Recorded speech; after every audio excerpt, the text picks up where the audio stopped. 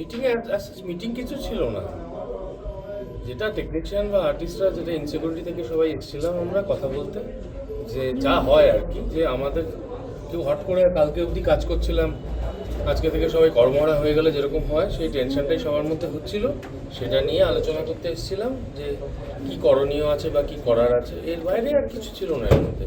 চিরসখার ভবিষ্যৎ নিয়ে একটা প্রশ্ন। এটা বলতে পারবো না, এটা চ্যানেল ছাড়া কেউ বলতে পারবে না। চিরসখা নয়, সঙ্গে বলে দেখা আলো।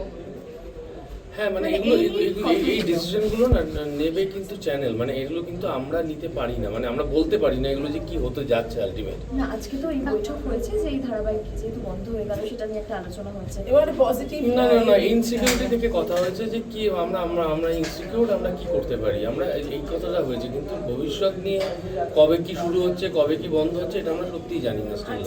কোনো আশ্বাস পেয়েছো তোমরা? কবে থেকে না। ফ্লোরে যেই কোনো আশ্বাস পাওনি টেকনিশিয়ানদের এখন? কথা বলা হচ্ছে যে যারা যারা সুইসাইডাল করছে বা তাদের কি অন্য কান্নাকাটি কোনো করছে, তাদের কথা কিছু কি ভাবা হয়েছে? কোনো কি ডিসিশন মিটিং ভাবা তো হয়েছে, তাদেরকে একটু ওয়েট করতে বলা হয়েছে, আসতে বাইর হচ্ছে?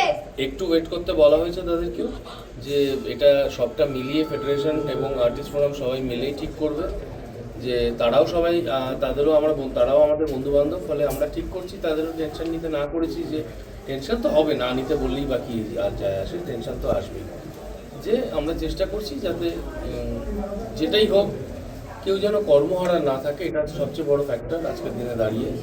এই যে দেখুন সব কিছুই কালের নিয়মে বন্ধ হয়, এটা তো ফ্যাক্ট, যে আজকে তোমরা এক জায়গায় আছো, কালকে তোমরা আরো বেটার জায়গায় যাবে, অ্যাজ সেম অ্যাজ একটা কাজ বন্ধ হয় আরেকটা কাজ শুরু হয়, সেটা নর্মাল প্রসেসে বন্ধ হয়ে গেলে ভালো হতো, সেটাই সবার একটা, যদি বন্ধ হয় তাহলে সেটা, যদি বন্ধ না হয় তাহলে কিভাবে শুরু হবে।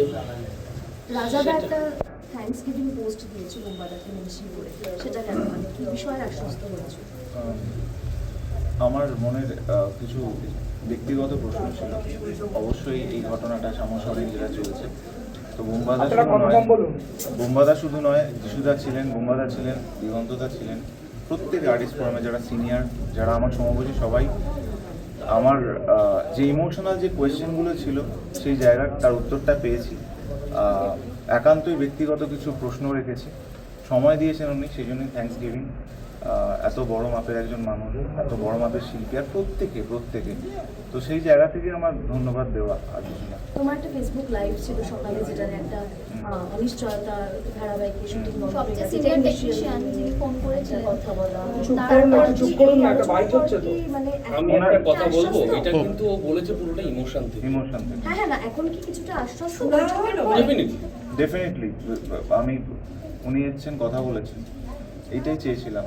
আর টেকনিশিয়ান মানে বিকল্পও যাতে করা যায় সেরকম আলোচনা হয়, যে সব আলোচনা হয়েছে এবং পুরোটাই অন্য পজিটিভ আলোচনা কোনো হয়েছে। কাজে তাদেরকে কোনো সময়সীমা আছে? ডাইভার্ট পুরোটাই পজিটিভ আলোচনা হয়েছে। আমরা তো সবাই আমরা নিজেরাই নিজেদের বোঝাচ্ছি যে আমরা কয়েকটা দিন ওয়েট করি, আমরা 2-4 দিন ওয়েট করি, নিশ্চয়ই মিটে যাবে, এটা 2-4 দিন ওয়েট করো, আমরা এটাই আলোচনাটা করি। তাহলে 2-4 দিন শুটিং এই ধারাবাহিকগুলোর বন্ধ থাকছে। জানি না বন্ধ থাকবে কিনা তো বলতে পারছি না, আমি আমার কথা বলছি, আমি ওয়েট করবো, আমি আমার কথা বলছি, ঠিক আছে, আমি আমার কথা বলছি, ওর কথা বলবে, আমি তো বলতে পারবো না সেটা।